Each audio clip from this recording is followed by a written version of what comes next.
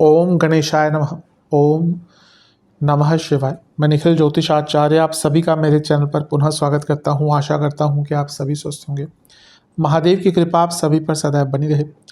ये वीडियो कुंभ यानी कि एक्वेरियस के लिए बहुत विशेष है, क्योंकि वीडियो है आने वाले सप्ताह यानी कि 28 अप्रैल से 4 मई 2025 के साप्ताहिक राशिफल के बारे में। कैसा रहेगा आने वाला सप्ताह कुंभ के लिए। जो मेरा साप्ताहिक राशिफल होता है वो प्रमुखतः चंद्रमा और उनकी गति पर आधारित होता है। चंद्रमा एक ऐसे विशेष ग्रह हैं जो बहुत तेज गति से भागते हैं और 2.25 से 2.5 दिन में राशि बदल लेते हैं। तो स्वाभाविक है कि पूरा हफ्ता जो कि 7 दिन का होता है उसमें कई बार राशि बदलेंगे। मन के कारक है, उनकी विशेषता ये भी होती है जिस भी भाव में जाते हैं ग्रहों के साथ संपर्क बनाते हैं उनको एक्टिवेट कर देते हैं। इसीलिए डे टू डे एक्टिविटी पर उनका इम्पैक्ट बहुत होता है और इसलिए साप्ताहिक राशिफल की विशेषता बहुत होती है।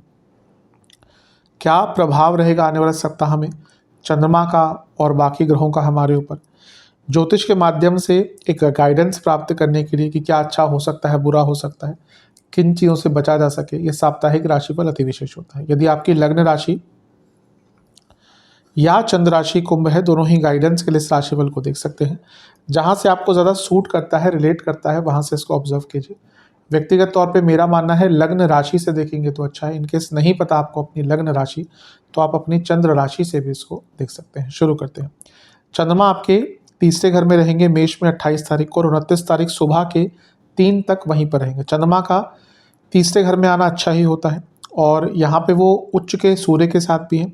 सूर्य केंद्र के स्वामी हैं और चंद्रमा उपचय भाव के स्वामी हैं और उपचय भाव में बैठे हैं। बिजनेस में आगे बढ़ने का मौका, इच्छाओं की प्राप्ति के लिए प्रयास करने का मौका, हिम्मत, शौर्य, साहस, पराक्रम, स्किल्स सब कुछ साथ में रहेगा। हफ्ते का शुरुआती भाग बहुत अच्छा है। उच्च के सूर्य हैं यानी कि कुछ बड़ा करने का मौका मिलेगा, क्योंकि वो सप्तम के स्वामी हैं, वो काम त्रिकोण के स्वामी हैं। बस एक ही दिक्कत है कि अमावस्या दोष भी हो गया, तो अपने कम्युनिकेशन पर थोड़ा सा ध्यान दे लीजिएगा। अदरवाइज ये समय आपका काफ़ी अच्छा है, आगे बढ़ने का मौका मिलेगा। अचानक से किसी यात्रा का प्लान मत बनाइएगा। कोई पुरानी यात्रा प्लान है अच्छा है, लेकिन अचानक से कोई यात्रा का प्लान मत बनाइएगा। कम्युनिकेशन पर ध्यान दीजिएगा। नवांश कुंडली कह रही है कि सरकारी कार्य पूर्ण होंगे। सरकारी जॉब करते हैं तो और भी अच्छा है। दशांश कुंडली कार्य क्षेत्र में बिजी रहेंगे पर अच्छा काम कर पाएंगे। बिजनेस के हिसाब से कम बोलिएगा, ज़्यादा बहस मत कीजिएगा। बहस के बहुत मौके दिख रहे हैं। काम तो अच्छा होगा लेकिन बहस के कारण मूड भी खराब रहेगा और काम भी खराब रहेगा। लव लाइफ, हार्मनी बनाने की कोशिश कीजिए, अच्छा एटमॉस्फेयर बनाने की कोशिश कीजिए।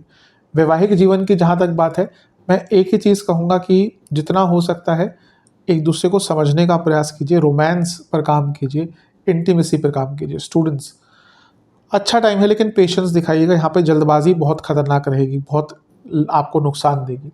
सेहत के हिसाब से गले के रोग, हड्डियों के रोग, जोड़ों का दर्द, सर्वाष्टक में आपका 12वां घर बली है। विदेश की यात्रा का अगर प्रयत्न कर रहे हैं तो हफ्ते का शुरुआती भाग प्रयासों को सफलता दे सकता है। 29 तारीख सुबह के 3 बजे चंद्रमा आ जाएंगे आपके चौथे घर में यानी कि वृषभ में, और 1 मई सुबह के 4 तक चंद्रमा का प्रवास यहीं पर रहेगा। चंद्रमा का चौथे घर में आना एक प्रकार से मिश्रित माना जाता है। यहाँ पे भले ही वो उच्च के हैं लेकिन यहाँ पे जब वो आते हैं तो कारको भावनाशय दोष उत्पन्न होता है। गजकेसरी योग बन रहा है, अच्छा है। प्रॉपर्टी के लिए अच्छा एक समय है।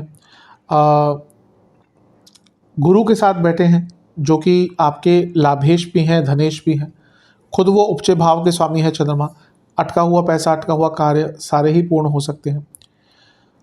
बस कारको भावनाशय दोष के कारण इमोशनल लेवल पर कंट्रोल नहीं रह पाएगा। यहाँ पे शनि की दृष्टि भी है जो खुद लग्नेश है, तो भौतिक रूप से सफलता मिलेगी लेकिन मानसिक दृष्टिकोण से बहुत इजी टाइम नहीं रहेगा। केतु का भी अष्टम से प्रभाव है, तो अचानक से सब सही चल रहा होगा, अचानक से कोई ऐसा विचार आएगा जो मन को बहुत व्यथित कर देगा, बहुत परेशान कर देगा। तो भौतिक दृष्टिकोण से फिर से कहूँगा अच्छा, दोनों मिलकर 10वें घर को देख रहे हैं। कर्मों में सफलता, धन की प्राप्ति सब कुछ दिख रहा है। बस मानसिक दृष्टिकोण से अच्छा टाइम नहीं है। इवन छठे घर के स्वामी है तो कोई प्रॉपर्टी का केस भी सॉल्व करने के लिए अच्छा टाइम है। जितना हो सके शांत रहिएगा, मन को शांत रखिएगा। नवांश कुंडली बता रही है कि चीज़ों को समझिएगा पहले, फिर उसका रिप्लाई दीजिएगा। दशांश कुंडली कार्य क्षेत्र में कम बोलिएगा, जितना कम बोलेंगे उतना अच्छा है। काम से काम रखें। बिजनेस में तो बहुत अच्छा है, लाभ ही लाभ दिख रहा है, बड़ा काम दिख रहा है। लव लाइफ अच्छा टाइम नहीं है, कभी कभी होता है रिलेशनशिप ना हमें एक बर्डन सा लगता है, ये वही टाइम है। वैवाहिक जीवन बहुत चिंताएं रहेंगी, बहुत मानसिक वेदनाएं रहेंगी, अच्छा टाइम नहीं है। स्टूडेंट्स, आपको थोड़ा कंसिस्टेंसी और कॉन्टिन्यूटी पे काम करना पड़ेगा जो आप नहीं कर पा रहे। सेहत के हिसाब से कफ रोग, हृदय संबंधित रोग और लिवर के रोग तंग करेंगे। सर्वाष्टक में आपका 12वां घर ही बली है, विदेश यात्रा के लिए ये टाइम भी आपका बहुत अच्छा है, विदेश संबंधित कार्यों के लिए बहुत अच्छा टाइम है। 1 मई सुबह के 4 बजे चंद्रमा आ जाएंगे आपके पंचम में यानी कि मिथुन में, और 3 मई सुबह के 7 तक चंद्रमा यहीं पर रहेंगे। चंद्रमा का पंचम भाव में आना अच्छा ही माना जाता है, वो उपचय भाव के स्वामी है, का धर्म त्रिकोण में बैठे हैं, लक्ष्मी स्थान में बैठे हैं, रुका हुआ पैसा वापस आएगा, कुछ कार्य आपके जो अटक रहे थे पूर्ण होंगे। यहाँ से वो 11वें घर को देखेंगे, उपचय भाव के स्वामी उपचय भाव और लक्ष्मी स्थान, पैसा आएगा, पैसे कमाने के आइडियाज़, अच्छा विचार रहेगा, आइडियाज़ बहुत रहेंगे, मन बहुत एक्टिवेट रहेगा, अच्छा टाइम है। क्रिएटिविटी कहिए, सकारात्मकता कहिए, प्रॉब्लम सॉल्विंग कैपेसिटी कहिए, सब कुछ यहाँ पे अच्छा दिख रहा है। नवांश कुंडली बता रही है कि अपने मन के विचारों को शेयर कीजिए, हो सकता है उसका हल कहीं ना कहीं प्राप्त हो जाए। दशांश कुंडली कार्य क्षेत्र में बहुत अच्छा काम कर पाएंगे, बस ऑफिस पॉलिटिक्स से बचिएगा। बिजनेस में तो बहुत अच्छा टाइम है, कार्य भी पूर्ण होंगे, रुके हुए कार्य पूर्ण होंगे, रुकी हुई पेमेंटें आएंगी, कुछ काम बाधित हो रहे थे, कुछ लॉसेस हुए थे, उनकी रिकवरी हो सकती है। लव लाइफ के हिसाब से एक जल्दबाजी से बचिएगा, एक फ्लो लाने की कोशिश कीजिए रिलेशनशिप में। वैवाहिक जीवन में ट्रस्ट इश्यूज बहुत दिख रहे हैं, उन पर काम कीजिए वरना डिले हो जाएगा, देर हो जाएगी। स्टूडेंट्स की जहाँ तक बात है, आपको अपने विचार, अपने सोचने के तरीकों में बदलाव लाना पड़ेगा। सेहत की जहाँ तक बात है, आपको पेट के रोग और एंग्जाइटी तंग कर सकती है, जोड़ों का दर्द तंग कर सकता है। सर्वाष्टक में आपका 12वां घर ही बली है, खर्चे थोड़े से यहाँ पे बढ़ सकते हैं जीवन में।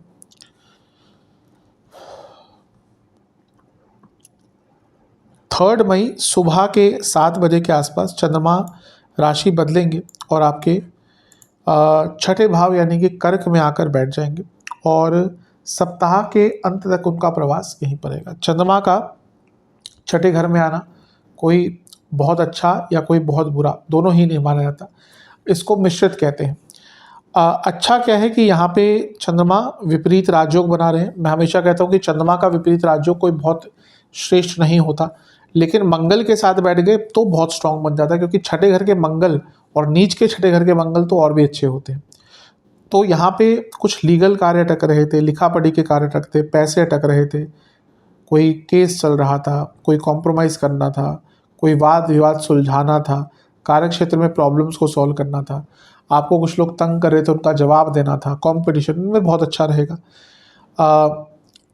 कुछ भी रिटर्न वर्क अटक रहे थे, बहुत अच्छा रहेगा। राहु का प्रभाव है तो विदेश से काम अटक रहे थे, कुछ आपके पेंडिंग इन्वेस्टमेंट्स या इन्वेस्टमेंट से संबंधित काम अटक रहे थे, वो भी मौका मिलेगा करने का।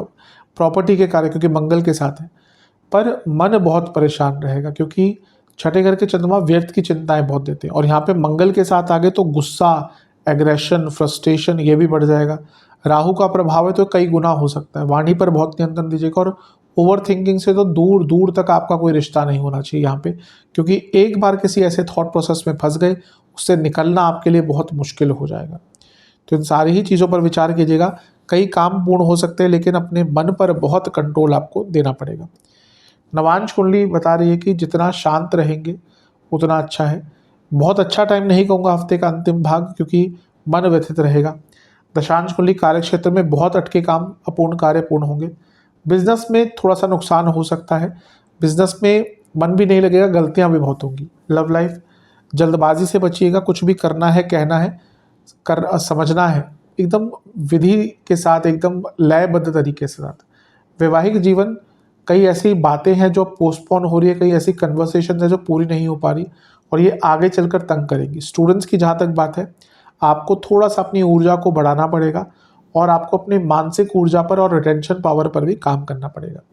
सेहत के हिसाब से पेट के रोग तंग करेंगे, हड्डियों के रोग तंग करेंगे, बीपी की प्रॉब्लम तंग करेगी। सर्वाष्टक में फिर से 12वां घर बली है, कोई अटका हुआ पैसा आपका वापस आ सकता है। उपाय के स्वरूप में शनि चालीसा का 3 बार पाठ कीजिएगा। आशा करता हूँ कि वीडियो आपके काम आएगी। चैनल पे नए हैं सब्सक्राइब कीजिए, वीडियो को लाइक कीजिए। मिलता हूँ आप सभी से अगली वीडियो में, तब तक के लिए ओम नमः शिवाय।